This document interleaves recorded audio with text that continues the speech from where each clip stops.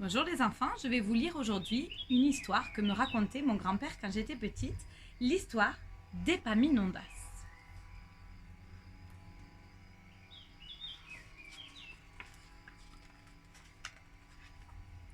Le premier chant du coq réveille Épaminondas. Il s'assied sur une natte et attache son pagne. Puis, il met autour de son cou une petite flûte taillée dans un morceau de bois et un chapeau sur sa tête. Épaminondas pend à son épaule un léger sac en bande de coton et ouvre la porte de la hutte en disant « Passe une bonne journée, ma mère. Salue ta marraine de ma part et tire bien les seaux du puits. Ne t'inquiète pas, je serai aussi fort que le général Épaminondas dont tu m'as donné le nom. »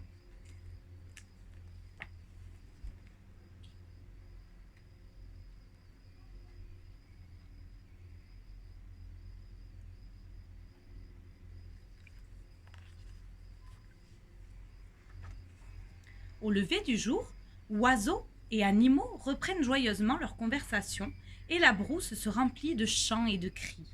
Épaminondas avance pieds nus sur la terre rouge à travers les hautes herbes qui fouettent le visage.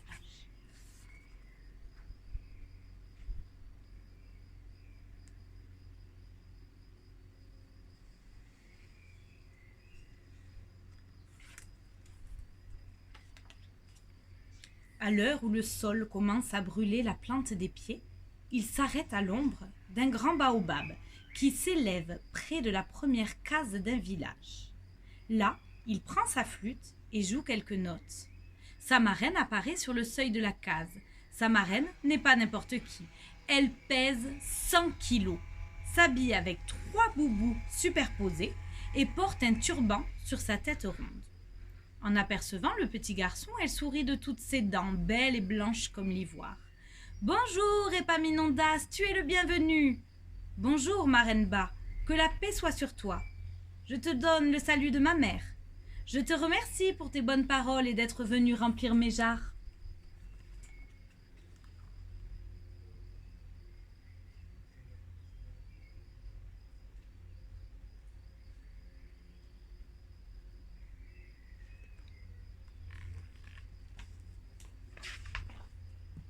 Épaminondas saisit derrière la case une grande jarre de terre cuite, la pose sur sa tête et s'achemine vers le puits du village.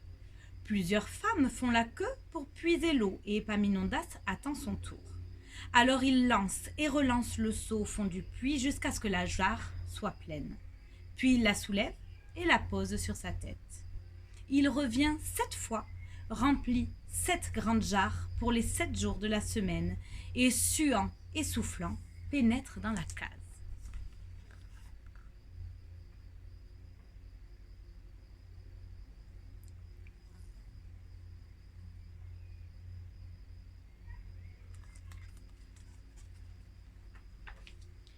La lourde marraine, dans sa chaise de repos, lui dit « Tu as affronté la chaleur du soleil, maintenant bois, mange et repose-toi. » Épaminondas se désaltère de lait au miel, croque une galette de mil, quelques pâtes, et s'allonge sur la natte. « Maintenant, dors, mon enfant, c'est l'heure de la sieste. » Dans la bonne odeur de sa marraine et le doux bruit de ses soupirs, Épaminondas s'endort.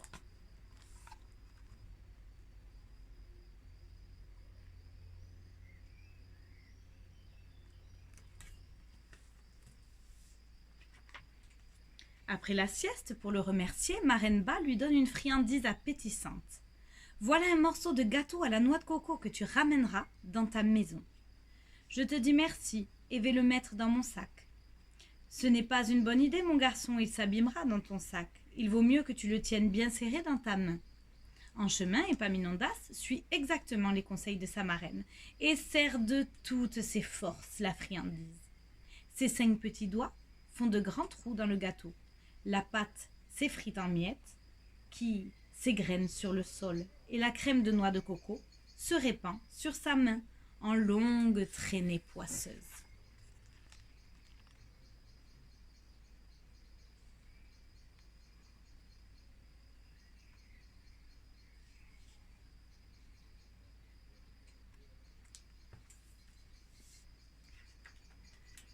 En le voyant arriver, sa mère pose son pilon, met ses mains sur les hanches et écarquille les yeux. « Épaminondas, que m'apportes-tu là ?»« Un bon gâteau à la noix de coco que m'a donné ma marraine. » Sa mère hoche la tête. « Épaminondas, Épaminondas, qu'as-tu fait du bon sens que je t'avais donné à la naissance ? Pour bien porter un morceau de gâteau, tu dois l'envelopper dans du papier fin, le mettre dans ton chapeau et poser le chapeau sur ta tête. As-tu bien compris ? Oui, maman.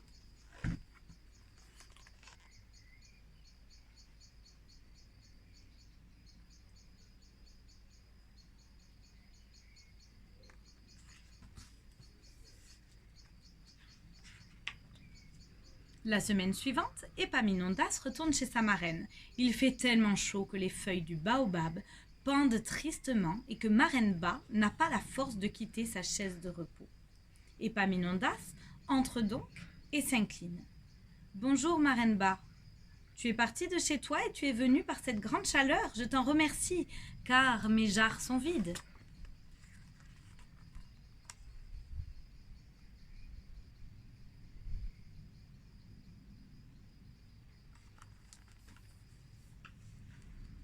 Épaminondas part remplir les 7 jarres, puis revient boire du lait au miel et manger des galettes fourrées de dattes.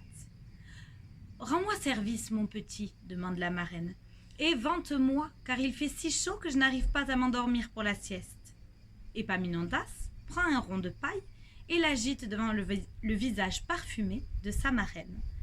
Quand elle sourit de bien-être, il se couche à son tour sur une natte.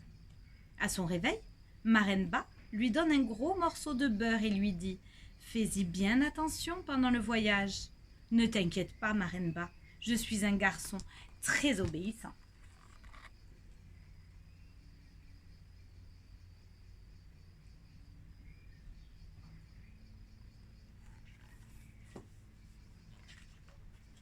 Une fois sorti du village, Épaminondas prend dans sa sacoche le papier fin qu'il avait emmené, dépose le beurre dans le papier dans son chapeau et le chapeau sur sa tête. Et comme il fait très très chaud, le beurre ramollit et se met à fondre. Des petits ruisseaux jaunes dégoulinent sur les cheveux, sur le front, sur le bout du nez et tombent même sur les pieds.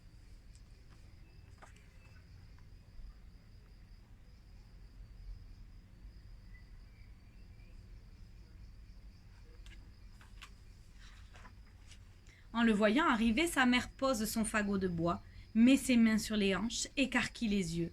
« Épaminondas, que m'apportes-tu là ?»« Du beurre bien frais que m'a donné Marraine Ba. »« Épaminondas, Épaminondas, qu'as-tu fait du bon sens que je t'avais donné à la naissance ?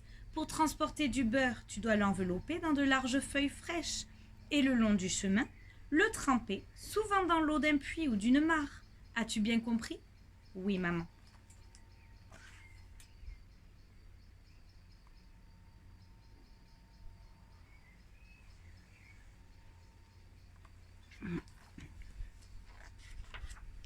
La semaine suivante, une violente pluie tombe pendant la nuit, transformant la terre en boue. Pourtant, Épaminondas se dépêche, pressé de connaître le cadeau que sa marraine lui offrira. Dès qu'il arrive au pied du grand baobab, il crie « Bonjour, Marraine Ba, je te souhaite le bon matin !» La marraine n'a pas fini de s'habiller et sort de la case vêtue d'un sous-boubou blanc. Elle sent bon le parfum Aoussa et sourit de ses belles dents blanches. « Bienvenue, mon garçon, tu sais honorer ta marraine par de bonnes paroles. Pendant que tu rempliras mes jarres, j'irai faire une course. Une course pour moi ?» Marraine Ba ne répond pas, enfile ses sandales sur le pas de la porte et s'éloigne.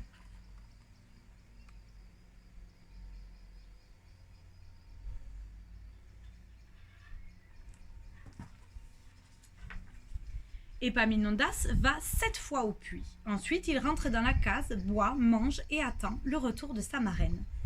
Il grille de curiosité. Il écoute les bruits du village.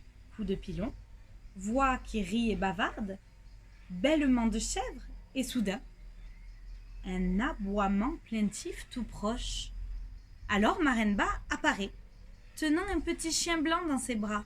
« C'est pour toi, dit-elle. »« Merci, merci, s'exclame Épaminondas. Je te dis 100 fois merci. Tu feras attention à ne pas le fatiguer pendant le voyage du retour. Sois tranquille. »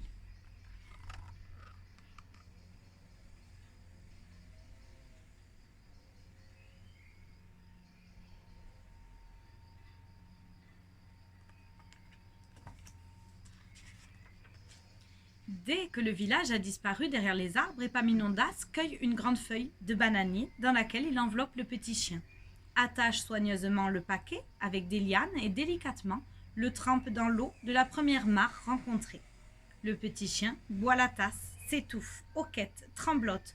Son poil est trempé, sa queue pendouille tristement et ses yeux sont gonflés et rougis. « Épaminondas, que m'apportes-tu là ?» demande sa mère. « C'est un petit chien que m'a donné Marenba. »« Épaminondas, Épaminondas, qu'as-tu fait du bon sens que je t'avais donné à la naissance ? Pour porter un petit chien, tu le poses par terre, tu prends une longue corde, tu attaches un bout de la corde au cou du chien et tu tires avec l'autre bout, comme ça. As-tu bien compris ? » ?»« Oui, maman. »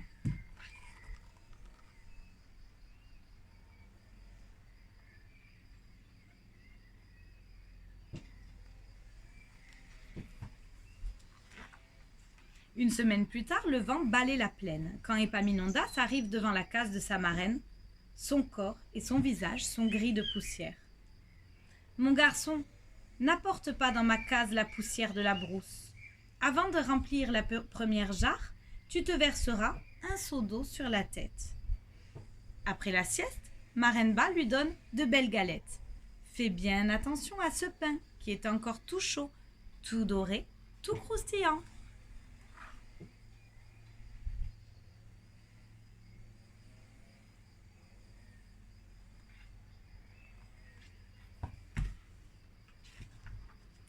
Dès qu'il rejoint la brousse, Épaminondas pose les galettes par terre, saisit une liane qui pend à un palmier, l'attache d'un côté aux galettes et de l'autre la serre dans sa main en tirant.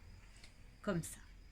Et les galettes traînent dans la poussière, se fendillent, s'écornent, s'émiettent et deviennent une petite boule sale au bout de la liane. En voyant arriver son fils, la mère écarquille les yeux et s'exclame « Épaminondas, que m'apportes-tu là ?» « Du pain tout doré, tout croustillant que m'a donné ma marraine. »« Épaminondas, tu n'as pas de bon sens et tu n'en auras jamais. C'est moi maintenant qui irai remplir les jarres chez ta marraine. »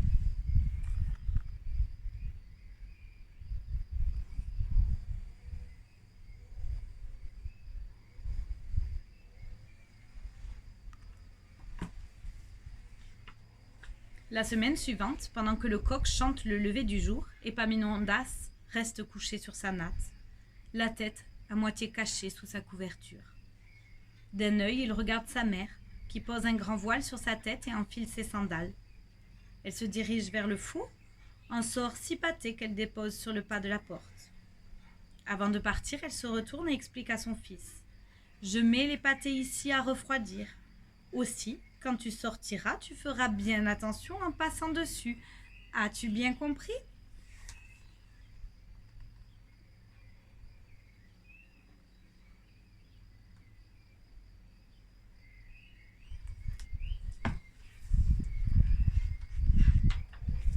Lorsque sa mère a disparu, Épaminondas se lève, attache son pagne et se dit « Je vais être très obéissant et faire bien attention en passant sur les pâtés. » Avec une extrême attention, Épaminondas pose fermement un pied, puis l'autre, sur chaque pâté. Lorsque sa mère découvre les 6 pâtés soigneusement écrasés sur le seuil de la case, sa main alors se remplit de gifles. Épaminondas ouvre de grands yeux, effrayé.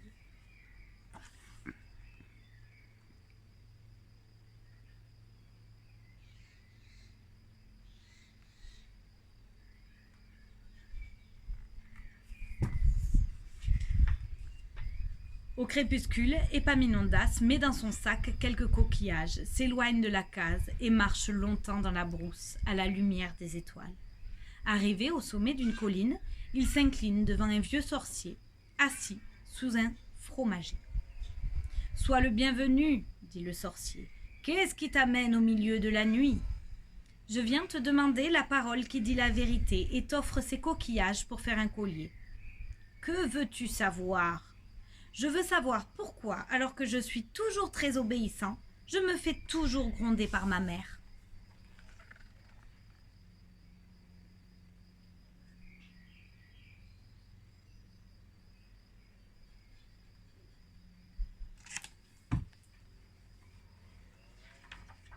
Et il raconte ses dernières aventures. Lorsque le sorcier eut entendu les malheurs d'Épaminondas, sa bouche se remplit de rire. « Qu'as-tu dans la caboche, mon garçon? À quoi te sert d'avoir des yeux sur le devant de la figure si tu ne sais pas utiliser ton bon sens? Le rusé renard revient-il dans le poulailler dont il a déjà mangé les poules ?» Et comme Épaminondas le dévisage d'un air stupéfait, il ajoute « Ne cherche plus à obéir sans réfléchir. C'est à chacun de trouver comment il doit agir. Maintenant, va en paix, le cœur tranquille et l'esprit éveillé. »